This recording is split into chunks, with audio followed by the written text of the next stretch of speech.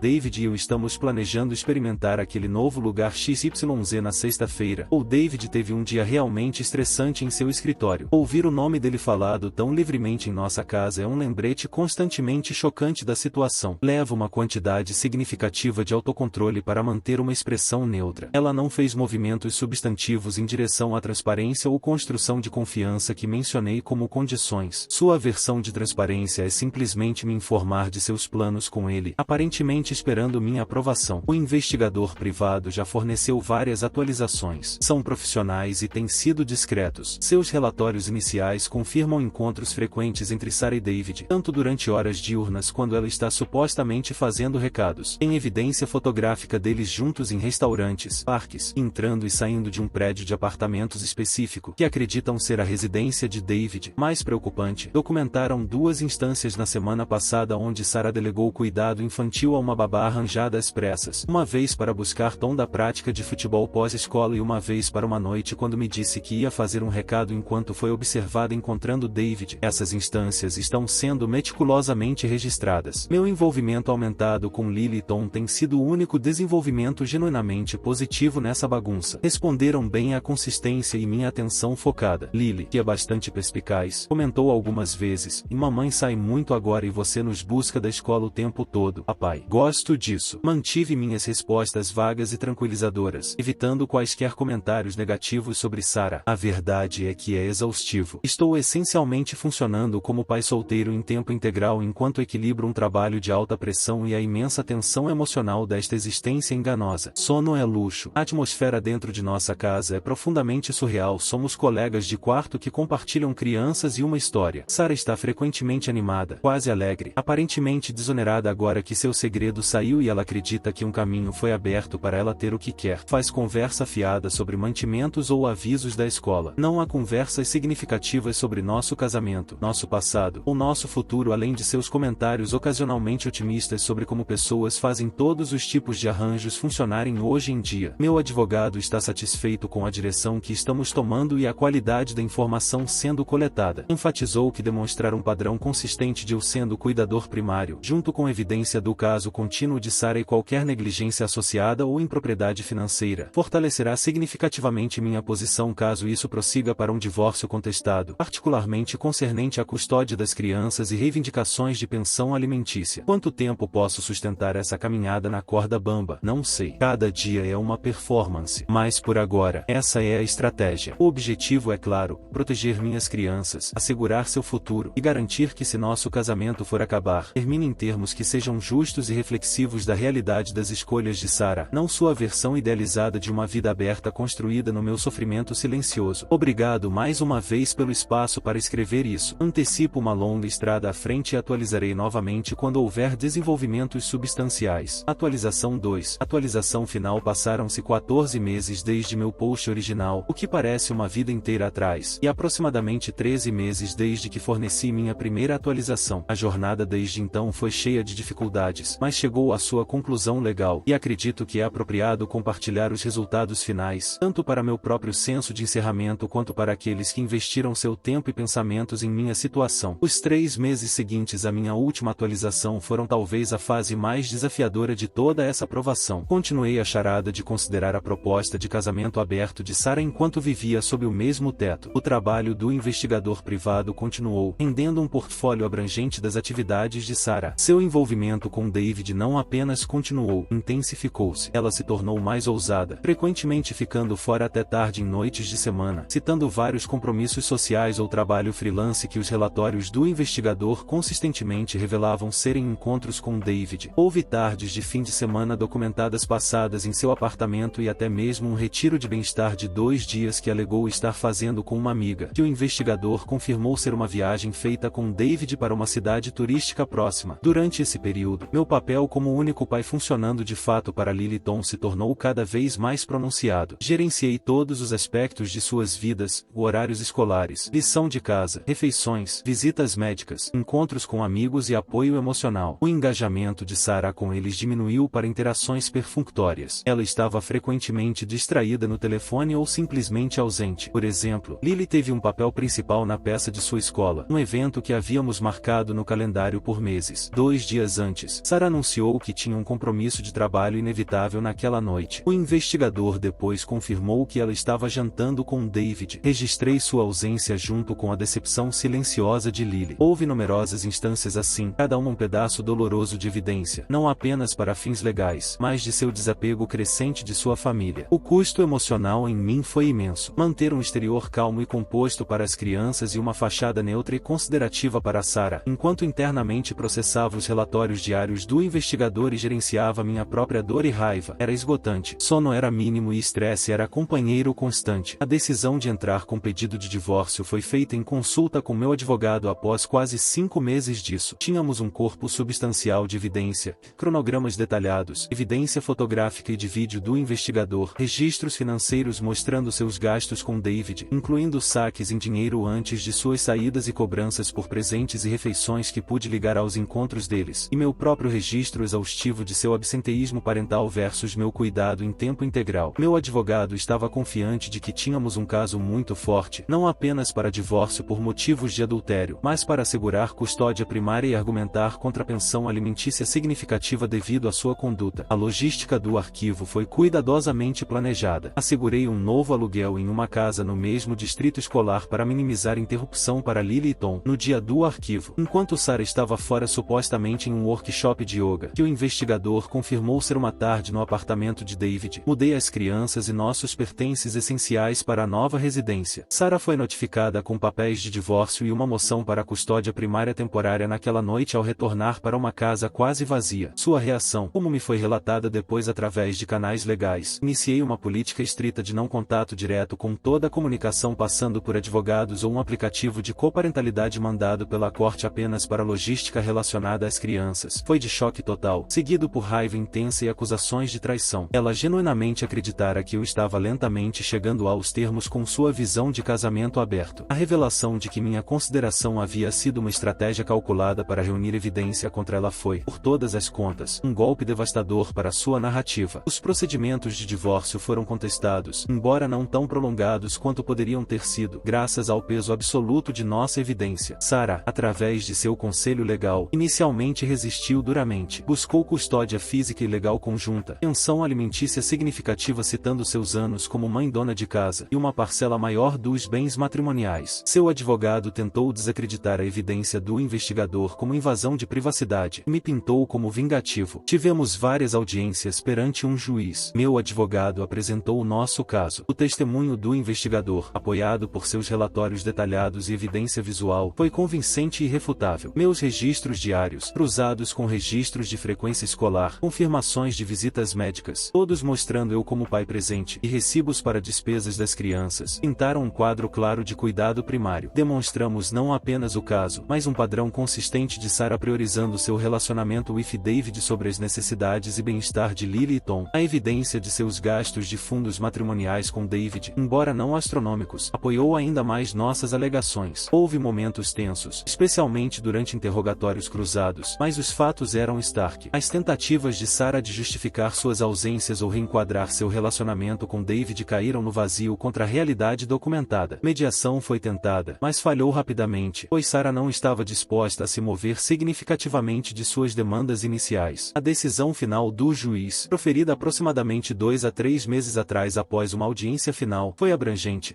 Fui concedido custódia legal exclusiva, autoridade final de tomada de decisão, e custódia física primária de Lily e Tom. O resumo do juiz explicitamente notou a evidência extensa demonstrando meu papel como cuidador primário consistente e estável por um período prolongado, contrastando com a demonstrada falta de julgamento de Sarah e priorização de suas próprias buscas pessoais sobre as necessidades fundamentais de seus filhos. 2. Sarah foi concedida um cronograma de visitação progressiva. Inicialmente, eram fins de semana alternados de sexta à noite até domingo à noite e uma visita de 4 horas no meio da semana, que pelos primeiros 3 meses deveria ser profissionalmente supervisionada às suas custas. A supervisão foi ordenada devido às preocupações declaradas do juiz sobre seu padrão recente de desengajamento e a necessidade de assegurar um ambiente focado nas crianças durante seu tempo parental. Após 3 meses de visitas supervisionadas em conformidade, a supervisão foi retirada. Todas as trocas das crianças deveriam ocorrer em local público neutro ou ser facilitadas por terceiro mutuamente acordado para minimizar contato direto entre Sarah e eu. 3. Sarah havia solicitado pensão alimentícia equivalente a 40% de minha renda líquida por período de 10 anos. Seu advogado argumentou que isso era justificado por sua longa ausência da força de trabalho para criar filhos. Meu advogado rebateu apresentando evidência de suas habilidades de design gráfico, embora raramente usadas, sua idade relativamente jovem e empregabilidade, a curta duração pela qual havia sido mãe em tempo integral antes de sua atenção significativamente mudar, e criticamente sua conduta. O juiz concedeu a Sarah pensão transitória por período de apenas 18 meses em valor significativamente menor que solicitado, aproximadamente 15% do que havia pedido. O juiz declarou que enquanto seu tempo como dona de casa era fator, sua abrogação de responsabilidades parentais e a natureza da quebra matrimonial, incluindo as indiscrições financeiras relacionadas ao caso, impactaram diretamente a duração da concessão. Essencialmente descobriu que ela havia diminuído sua própria reivindicação através de suas ações. 4. Bens matrimoniais foram divididos largamente de acordo com diretrizes estaduais, mas o juiz fez ajuste a meu favor para compensar os fundos matrimoniais que Sarah havia visivelmente gasto em seu relacionamento com David, viagens, jantares caros, presentes. Não era grande soma no grande esquema das coisas, mas foi reconhecimento do impacto financeiro de seu caso. A casa matrimonial foi ordenada a ser vendida e o patrimônio dividido após esses ajustes. Usei minha parte para assegurar a entrada da minha casa atual e estabelecer base financeira estável para mim e as crianças, pelo que reúno através do aplicativo de coparentalidade, que é estritamente para logística, e ocasionalmente de conhecidos terceiros neutros. Sarah se mudou com David logo após o divórcio ser finalizado e ela ter que desocupar a casa matrimonial vendida. Vivem em apartamento. Sua realidade financeira é supostamente drasticamente diferente daquela a qual estava acostumada. A pensão transitória é mínima, e a renda de David, combinada com qualquer trabalho freelance esporádico que Sarah possa estar empreendendo, aparece insuficiente para manter algo próximo de seu estilo de vida anterior. O romance e excitação iniciais de seu relacionamento agora, por algumas contas, enfrentam as pressões mundanas de coabitação, constrangimentos financeiros, e as consequências de suas escolhas em relação às crianças. Sua visitação com Lily e Tom é consistente com a ordem judicial. As interações durante as trocas, que agora tenho meu irmão ou amigo confiável lidando para evitar contato direto, são descritas como educadas mais tensas. crianças. As crianças são cordiais com ela, mas seu vínculo primário e senso de segurança estão claramente comigo. A vida para Lily, Tom e eu se estabeleceu em nova normalidade estável. A casa, embora menor que a nossa casa anterior, se tornou um lar caloroso e feliz. Minha situação de trabalho evoluiu. Aproveitei a crise para negociar papel com horas mais gerenciáveis e significativamente menos viagem, permitindo-me ser pai verdadeiramente presente. Significou ligeira redução no pagamento e talvez trajetória de carreira mais lenta, mas a troca pelo bem-estar das minhas crianças é uma que faria toda vez. Elas estão prosperando, vão bem na escola, em bom círculo de amigos, e enquanto o divórcio foi indiscutivelmente experiência difícil para elas, mostraram resiliência incrível. Nossos vínculos são mais fortes que nunca. Quero agradecer a esta comunidade novamente. Este será meu post final sobre este capítulo da minha vida. Meu foco agora está inteiramente no futuro, em criar meus filhos e construir nova vida com eles.